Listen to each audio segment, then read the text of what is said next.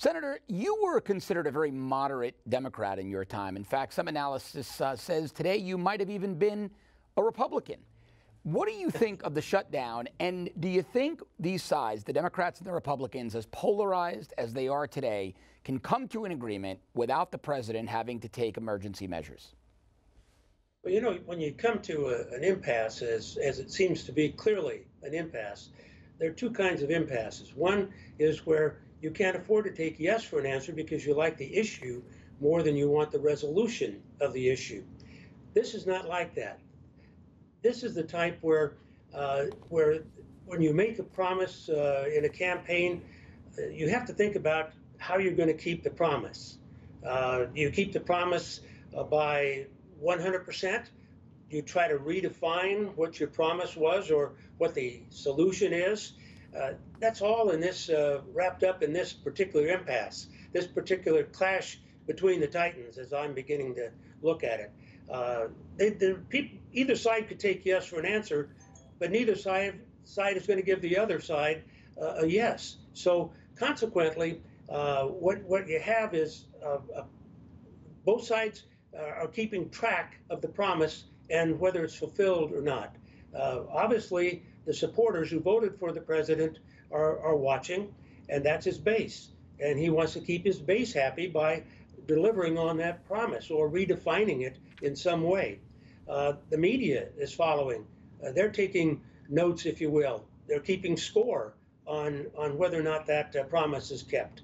And so you've got the opposition as well keeping score and not willing to give in because they don't want to give in and lose their base. So I don't want to say it's hopeless, but I think if everybody understands why we are where we are, maybe there'll be a better understanding of what's going to happen.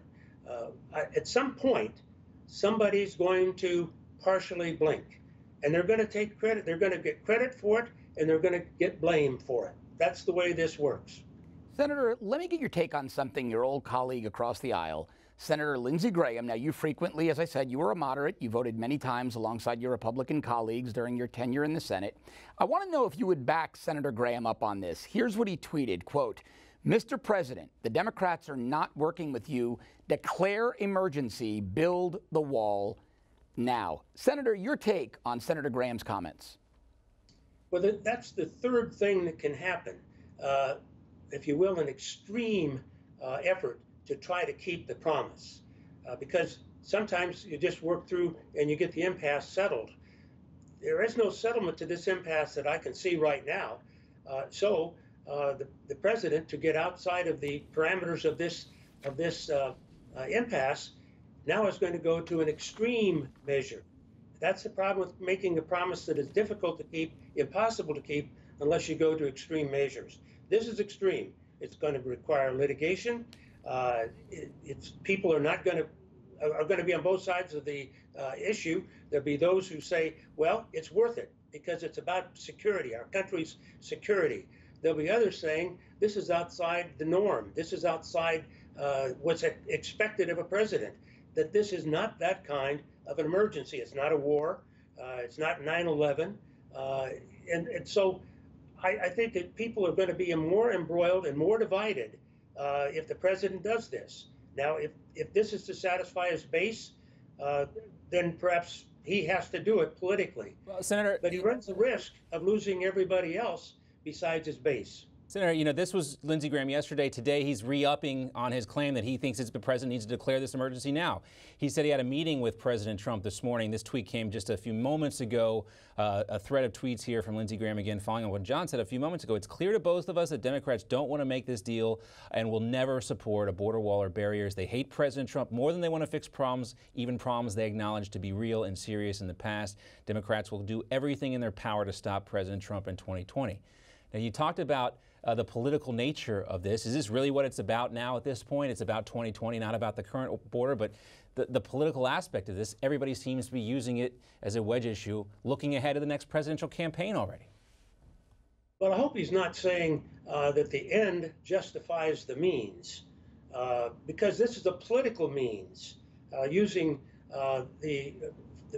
calling it an emergency at this level. I don't think very many people consider it an emergency like 9/11. All right. Well, let's take a listen to something the president said also earlier, Senator. Here's President Trump talking about the possibility of declaring a national emergency. No, if we don't make a deal with Congress, most likely I will do that. I would actually say I would. I can't imagine any reason why not, because I'm allowed to do it. The law is 100% on my side. So if we can't make a deal with Congress, then we should be able to make a deal with Congress. If you look, Democrats in Congress, especially the new ones coming in, are starting to say, wait a minute, we can't win this battle with Trump because of the fact that it's just common sense. How can we say that a wall doesn't work? But Blame game. Yeah. This is the blame game. Right. What you do if you can't get something done, you blame the other side, and that blame only goes so far for so long. And I think he understands it.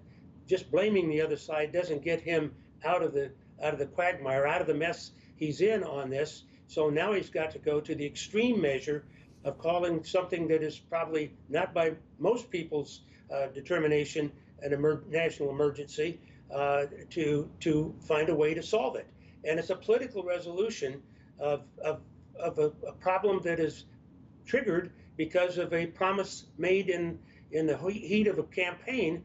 Perhaps it shouldn't have been made, at least not made the way it was. Yeah. Senator, that goes to the same thing about Mexico paying for it. So now we've redefined that so that it's now Mexico paying for it out of the proceeds that come from the trade barriers, that now the money that will be retained in the U.S. Treasury thanks to the imposition of tariffs. Senator, we only have about 30 seconds left. Let me ask you this. If you were consulted by your Democratic colleagues, Chuck Schumer, Nancy Pelosi, you had a great reputation as a deal maker in the Senate, what advice would you be giving them? Well, my advice would be to try to find a solution. Now, to find a solution means you have to give a little to gain something. To take a look at whether you could reduce the size of what he's talking about with a wall or a fence in certain areas where it makes sense, and agree that we'll fund it there, but we will have it noted in the law where it's going to be spent, so that you just can't keep building a wall. You have to build it strategically in certain areas. Now, if you do something like that, I don't think there's much of a risk to the Democrats if you're building it where it's generally agreed.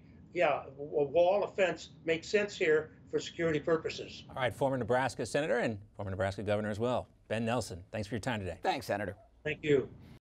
Thanks for watching. If you'd like to see more breaking news coverage, exclusive interviews, and great videos, click over here to our YouTube channel and subscribe. And don't forget to download the free Newsmax TV app. Newsmax TV, it's real news for real people.